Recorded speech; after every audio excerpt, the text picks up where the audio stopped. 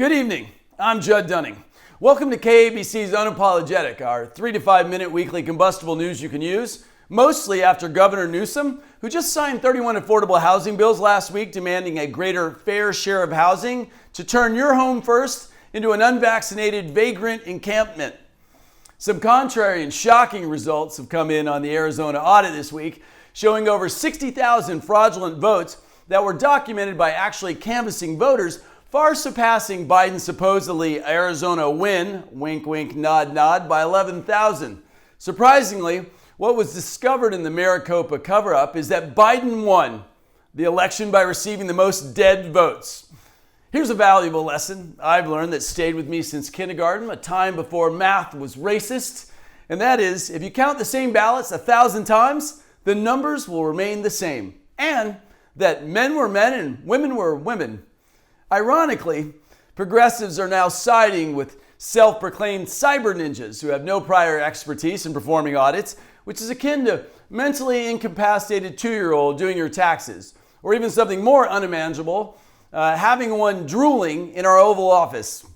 I bet if you had Stonewall Jackson operate a paper ballot audit with his own Grand Council of Yahoos in 1865, we too would have found out that Lincoln was an illegitimate president. But in all the words of all mainstream media and every Democrat in existence, just keep moving. Nothing to see here. Ever, ever, ever again. The Biden White House was caught blue-handed this week when it ordered border authorities to clear out the bridge by Friday evening ahead of the BLM protest. Just like the Olympics, clear out the riffraff before the tourists arrive. First of all, I love Haitians. Some of the best friends of my friends are Haitians. Bring them all over, legally. I'm cool with it. We could send them all to Minnesota. But there's no room in Minnesota because we already sent all the Somalians there, which has made sailing on Minnesota lakes so much more dangerous now. I could have sworn I've overheard Biden saying, "Get these COVID super spreaders out from under the bridge and bust them to San Antonio. The optics are bad enough with my failed presidency in Afghanistan."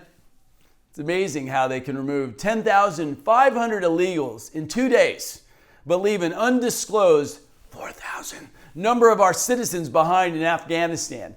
And no one was surprised when race baiter in chief Al Sharpton got heckled at the border and then showed up to virtue signal under the bridge. Sharpton set a record. His 30-second press conference lasted longer than all of Obama's. Biden's. It's very similar. It's very difficult. They're kind of the same. Obama 2.0. Regardless of any virtue signaling, let us never forget that progressives, they don't care about people, only power. Suddenly, a blacker face shows up at the borders and Sharpton pops up. Where was he when they were all brown?